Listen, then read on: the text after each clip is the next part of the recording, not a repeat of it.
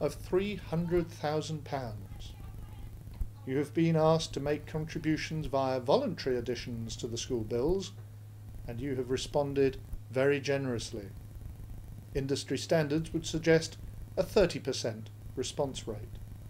Bootham parents have responded at the rate of over 60% and have contributed more than £50,000 when you add in gift aid over the 3 terms of this academic year.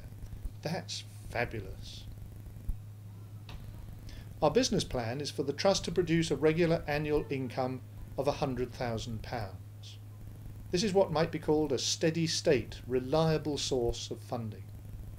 Additional donations, such as we have had this year in generous measure, will allow us either to bring work forward or to begin new projects to benefit students. In response to requests from parents and old scholars, we are drawing up a wedding list of projects and parts of the development for individuals to sponsor, to give a bit of character and identity to a particular gift. Restoring the Georgian panelling in a room in 43 might appeal to some. Someone might take on the rather larger cost of renovating the facade of 51 Bootham. A number of old scholars and friends of the school have suggested that money be raised in memory of Faith Pattison, an old scholar who died earlier this year of cancer at the age of 30. She was a keen and vivacious musician, so it would be fine to see the restoration and equipping of the recital room, for example, as a focus for this group. Of course, as many of you will know from painful personal experience, restoring old buildings is tricky work. You never know quite what you will find. We found a rather nice door pillar. It turned out to be a soil pipe disguised. We stripped out a cellar and found a pretty impressive wine rack and 2 hitherto unknown cellars which run out from the front of the building under Bootham, the road. Just be careful next time you're sitting in a queue. Let's hope the road is adequately supported. We have found some original Georgian paintwork behind Victorian panelling. This so excited a local expert involved in the Civic Trust, I suppose we could call him historically a big wig, that he is currently arranging funding of £5,000 on an annual basis for several years from another local trust. He called the renovation very exciting for the city of York. He thought that the recital room would provide an important new facility of a type and size which is hard to match in the city. Many people have been involved with giving money or trying to raise it. The Bootham School Association has, under Ali Bolton's dynamic leadership, realised that it can be a fundraising body, following the lead of the Junior School PTA.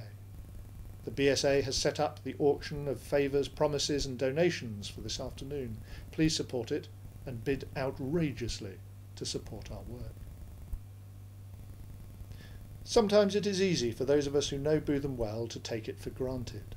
We know it's a good school and we know that, on the whole, the students are happy and receiving a good education. But there are moments when it is brought home to you just how precious a Bootham education is. Perhaps it's an old scholar's reminiscence. Perhaps it's the reaction of a parent who knows that at last they have found the right school for their child. For me, a telling moment came with the arrival, finally, of the ISI inspection earlier this term. I just wanted the inspectors to appreciate Bootham for what it is and to see what we are trying to do. And it struck me again that it is unusual, very successful, and remarkably precious. It isn't here by accident. Martin Bussey, the reporting inspector, visited us for 2 days before the main inspection. By his second visit, I could see that he was a convert. He realised what the Bootham magic was about. At one of our early morning meetings during inspection week, he told me about the way his team was responding to Bootham. Martin asked them for their initial thoughts on one aspect of the school's provision. They said it was good, one of the 4 categories they use. Martin realised that it was in fact outstanding, and he waited for them to come round to sharing his judgment. After another day spent in a school where most students seemed to be wearing beachwear and flip-flops, and most revision was being undertaken outside, and where, bizarrely, students and teachers seemed to enjoy one another's company, and where discussion and cajolement took the place of bossing and bullying, and where the students were genuinely friendly and enthusiastic about their school and the planet and about responsibility and self-determination, and where a student council and an environmental group showed most adult councils how to conduct themselves. After another day spent in such a place, which was clearly not the same as their own schools, the inspectors delivered a judgment of outstanding. Which aspect of the school's provision they were talking about, I am not allowed to say at the moment.